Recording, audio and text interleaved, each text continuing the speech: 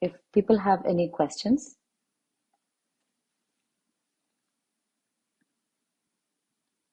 Someone's asking, could you please suggest any good journal app?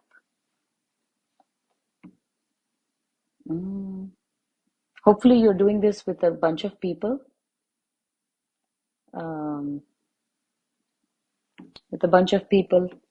Close group, and you can post it on maybe a WhatsApp group or an iMessage group. Someone's asking, when was the session started? It started at 9:30.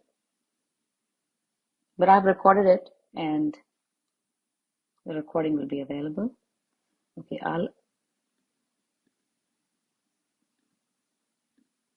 Okay, if anyone wants to say anything, they can unmute themselves. I do. Go ahead, Hi, Komal.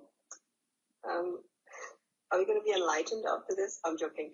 I just had something to add about the groups, which is a great idea.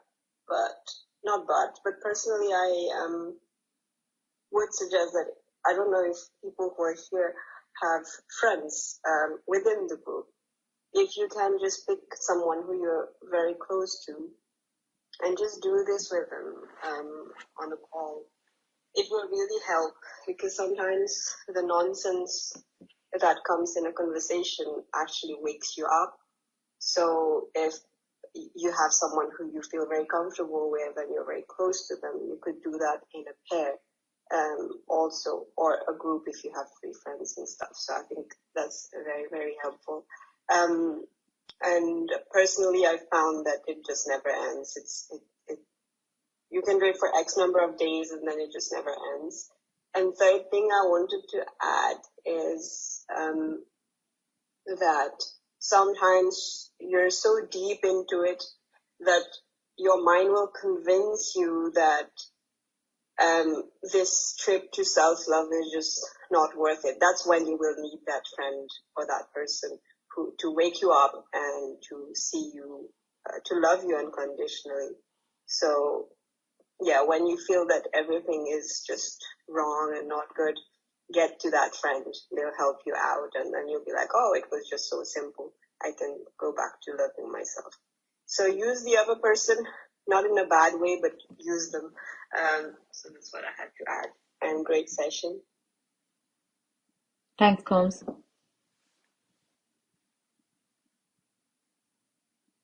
Anyone else?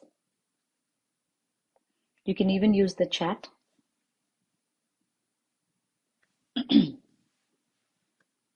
Hi, Dr. Yes. I want to know how to, as sometimes parents expect us from us so much, how to complete their expectations. So the question is, sometimes parents expect a lot from us.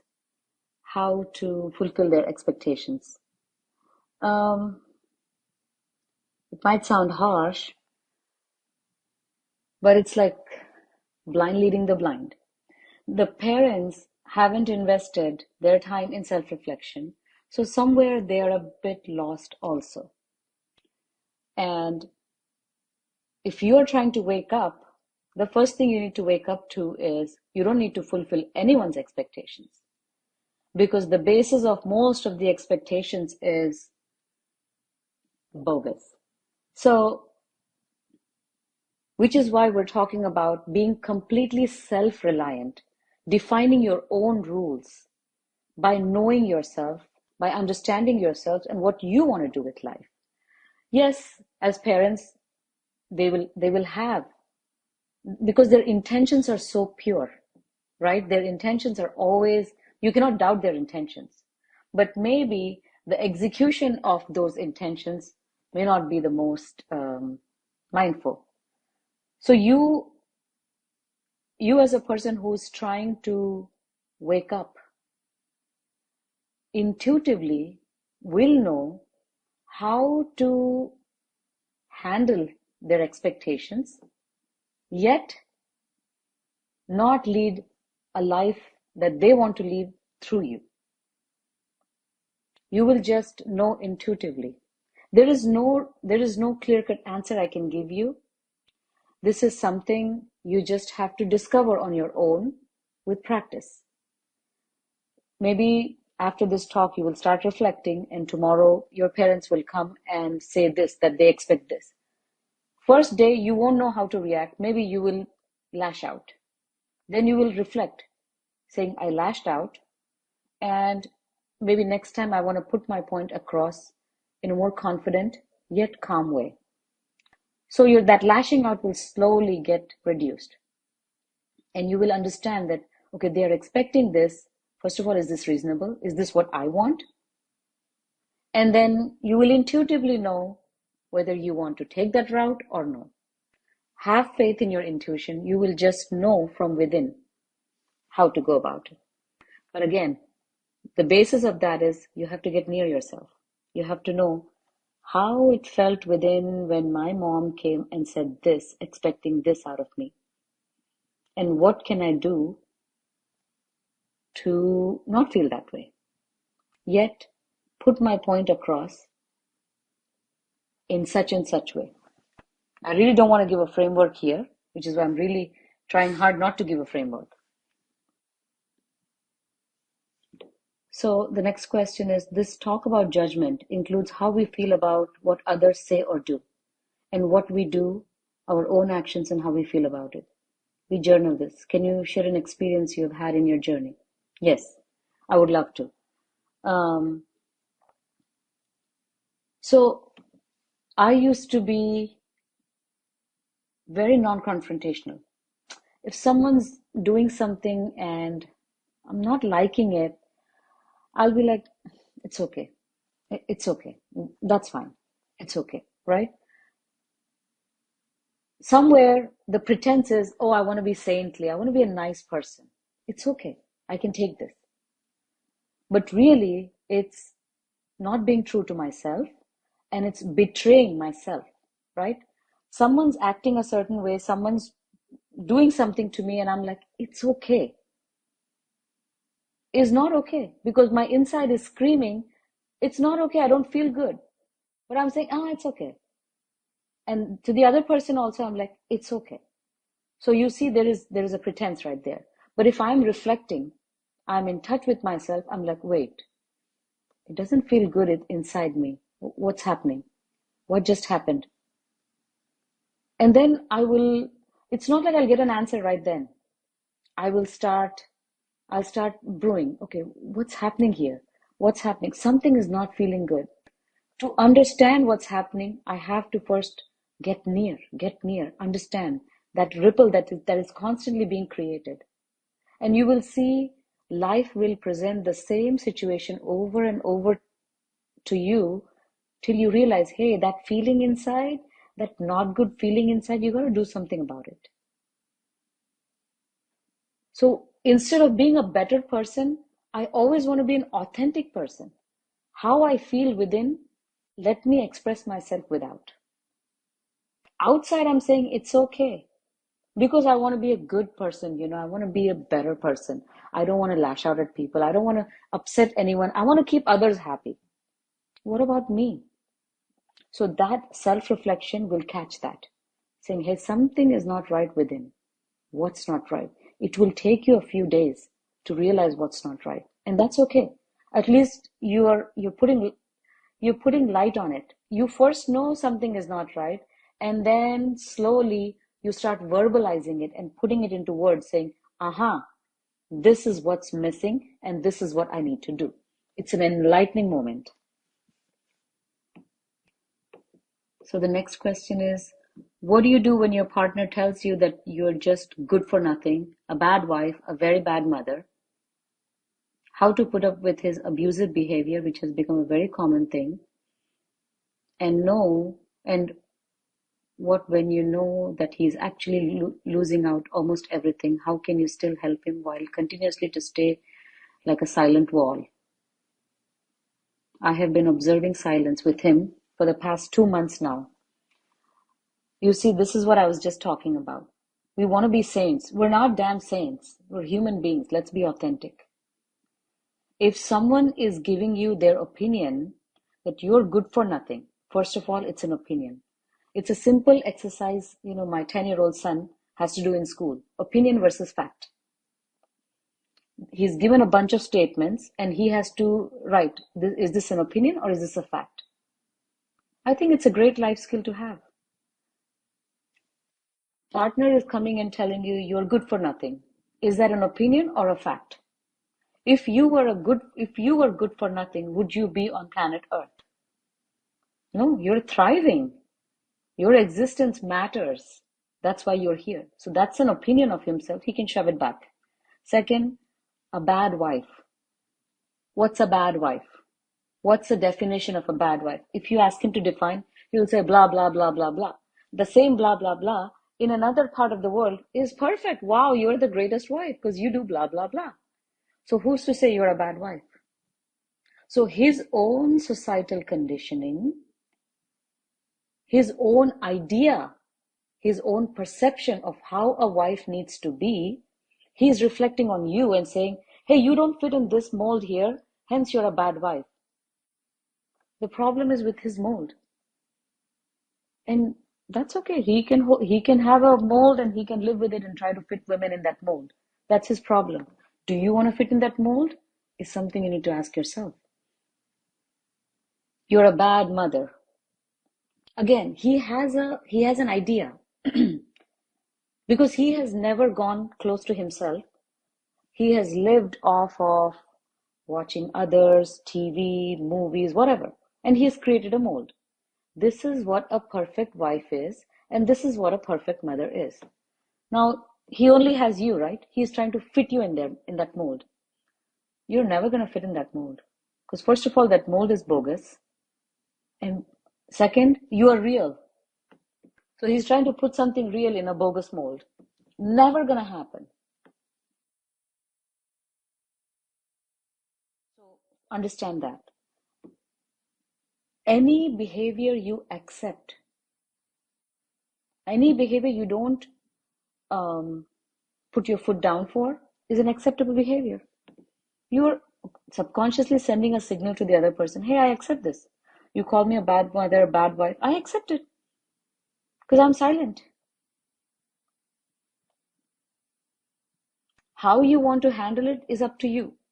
I cannot sit here and tell you because I don't know your situation. I cannot tell you, you put your foot down and tell him this A, B, or C. But I can tell you one thing, you have to put your foot down. How? I'll let you decide intuitively. Because it doesn't feel good, right?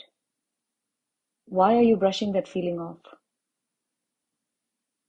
Get close to yourself and write down how you felt and what you want to do about it. Delivering a no is something I have learned myself. It's very important. Delivering to say, no, I don't accept that is important. So we have to do that.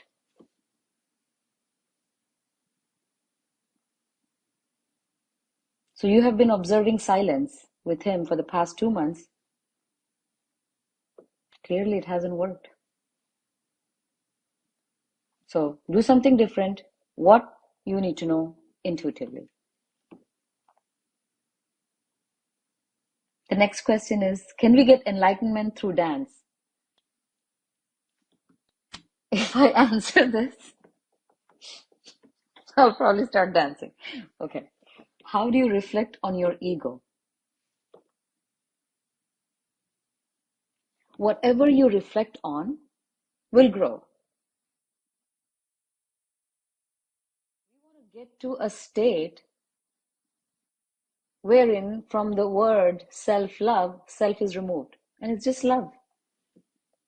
So I say, it's just my opinion, I say focus more on love, and then that self or a sense of ego will disappear.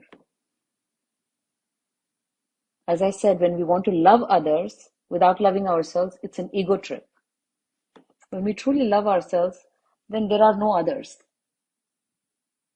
Then you realize we are all in the same boat, we're all broken, we're all trying to mend ourselves. And it's okay. What if I lashed out at people in past at work or social setup due to valid reasons or being authentic?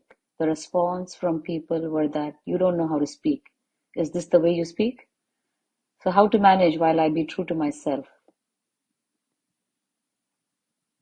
See, the thing is, when we lash out or when we speak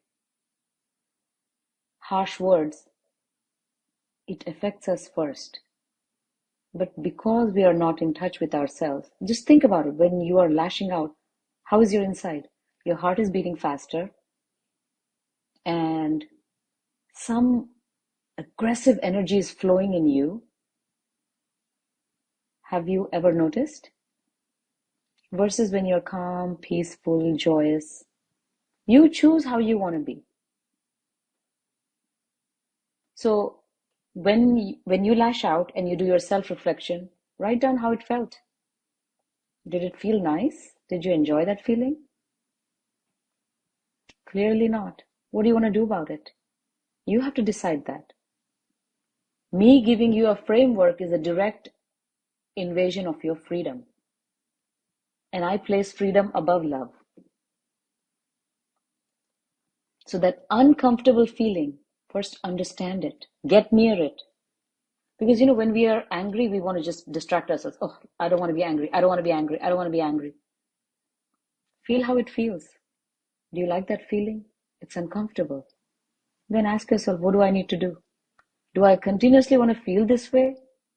In my next reflection, do I again want to write how I felt when I was angry? If not, do something about it. What? Decide on your own. The next question is, why unhappiness even when kids get up in not so pleasant mood? How can we help? You can't help everyone. You have to be utterly selfish first. Everyone goes through their own moods, their own phases, because everyone is trying to get to feel better within themselves. Some know how to, some just don't know. The people who don't know are extremely frustrated. So if kids wake up in bad mood, so be it. You have to decide, did you let the kid's bad mood get to you and create ripples within you? Or were you able to stay calm, peaceful, and joyous within? Just because the kid is having a bad mood, if I've let it get to me, then I need work. I need to do some work on myself, right? So first, because I have woken up in a bad mood also. So I understand, hey, it's okay. Sometimes people wake up in a bad mood, and it's okay. Because I have been there and I have done that. It's okay. The next question is, I was practicing this for a few days. I remember it helped me so much. After writing what I felt in particular situations, it helped me to get over and get eased with those feelings. But somehow I had stopped it. But I'm going to begin it again. Please do. And like Komal was suggesting, even one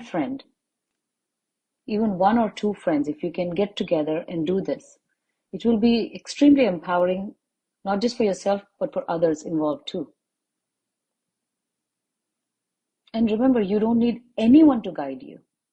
You don't need anyone to guide you. You become totally self-reliant. Those self-reflections will open up things about you that you've never known.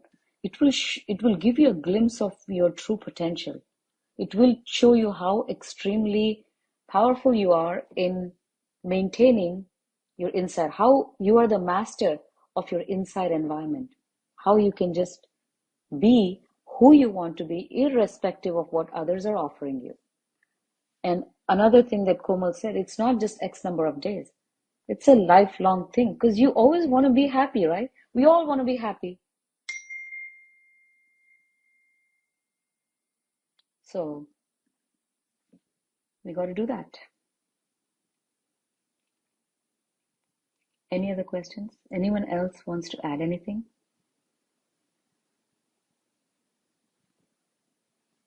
Go ahead, Sori. You can unmute yourself.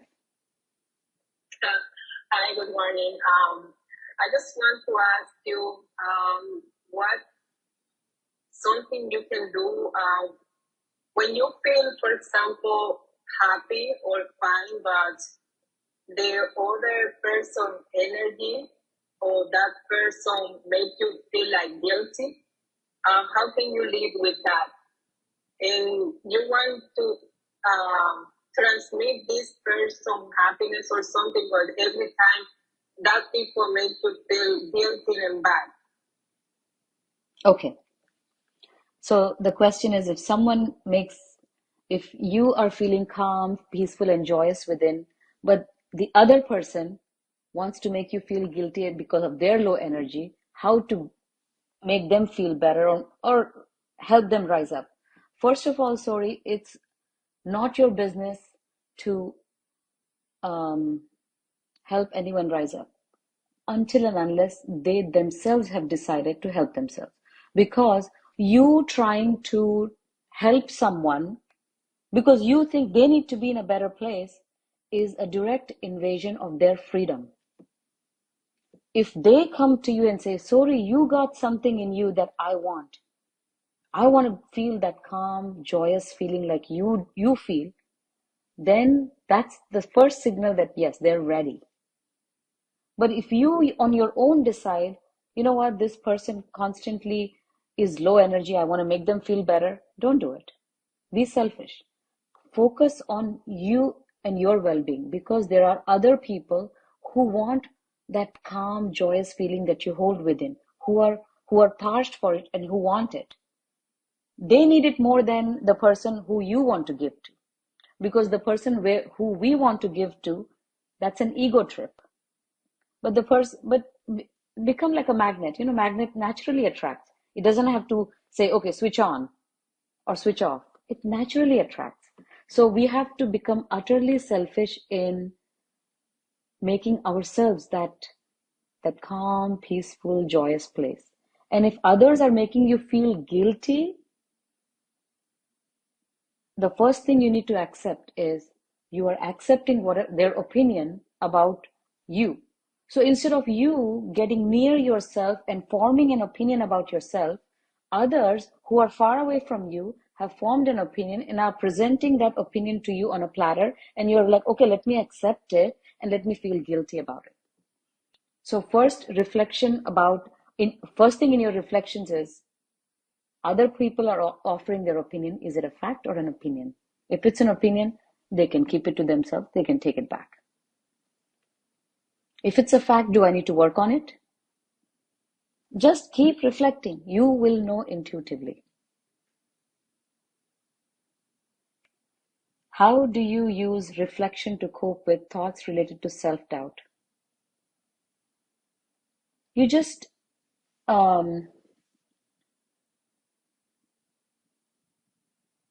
you have to write down. If you're reflecting, let's say at 10 a.m. and you were close to yourself and you realized that a thought arose in you. The thought was, I am no good, right? A thought will always create a feeling if it stays. So, I'm no good. Just a thought. And that created a certain feeling. You might not be able to catch the thought, but you'll catch the feeling. Because now you are on the path of self-reflection. You caught the feeling saying, something didn't feel right.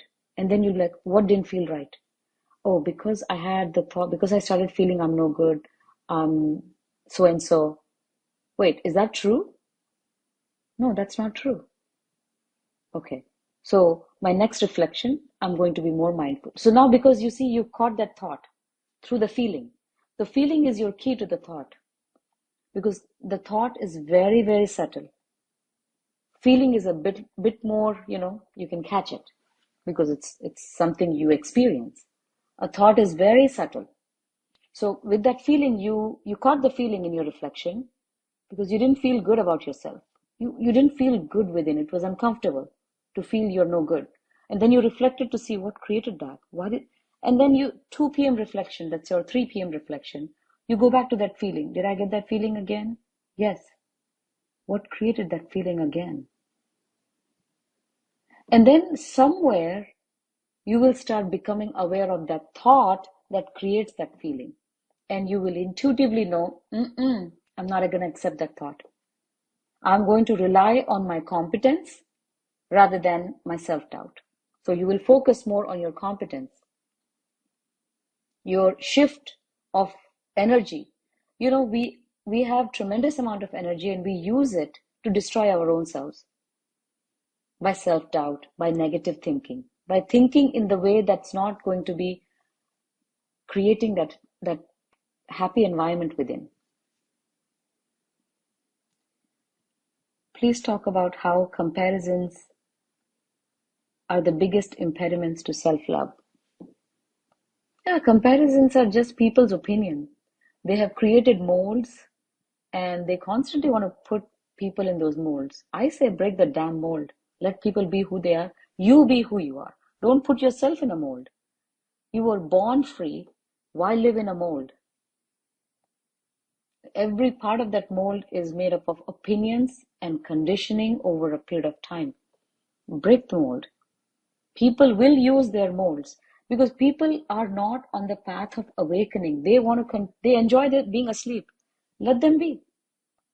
Remember, we have been there and done that. That's why we hold nothing against others because they don't know any better. The things that are available to us are not available to others. So we move on. We understand that they don't know any better and it's okay. And we also compare ourselves with others, right? Because when we look at the other person, we have a ready-made mold. We don't even have to create one. We have a ready-made mold that we are in love with. We're like, wow, I want to be like that mold. Guess what? That mold is bogus. You're real. You will never fit into a bogus mold. Because that other person lives without a mold, completely free themselves. And you want to be like that other person, but no, that person is no one. That person has completely broken barriers and lives without a mold. You should live your own life without a mold. Remember, all molds are bogus and you are real as it gets. Don't put something real in a bogus mold. It's always going to be a mismatch. So comparisons are nothing but beautiful molds created by the mind. Break them and be free. I feel bad about not being able to do something I planned. How do I deal with this? Don't be an obsessive planner, first thing. Don't be a cowboy planner. Plan things that you can achieve and first start enjoying that sense of achievement. Plan small baby things that you can achieve easily. Build on it. We are all cowboy goal setters and cowboy planners. I'm going to lose blah, blah, blah in 2 days. It's a cowboy goal. It's never going to happen. I'm going to finish this entire painting in 8 hours. Never going to happen. You only have that painting bone sticking out for a few minutes, maybe a few hours. Use it for as long as it wants to stick out and then just go to do other things. And as I said, if you're an obsessive planner who likes to set unrealistic goals, you will always be disappointed. And you will always remain unhappy. If you want to be happy, don't be a cowboy planner. Learn to live life more joyously by recognizing the things that prevent you from leading your life in a joyous fashion. That's why focus all floodlights on the inside. All the floodlights are on the outside. How others are. Bring them all about turn and put it on the inside. So this is, as I said, if you just want to feel good feeling about this talk, you have it. If you really are serious about bringing in change, reflect, reflect, reflect. And intuitively, trust me, intuitively you will know what to do. You don't need anyone from outside. Because no matter what others give you, a framework, it's a mold. Value your freedom above all. Know for yourself who you are. You are the closest one to yourself. Who can get closer to you than your own self? And if you really want guidance, os.me. Swamiji has written on absolutely every topic. Use those as guiding rails. Read a post, reflect, reflect, reflect. Read every day and reflect. Read every day, reflect. Intuitively have faith, you will know. We are very quick. Let me message this one, let me message that one. Intuitively focus on knowing how that feels inside. And then you'll know. Any other questions? All right, we're ending the session with a nice joke. Once upon a time, there was a village named Veggie's Land. Potato went to marry Carrot, but Carrot, in her ego, refused the proposal because those times Potato didn't have value. So Potato went to the Himalayas to do tapasya and get self-realization. Now see, Potato has many relationships. Aloo gobi, aloo bangan, aloo sabji, etc., etc.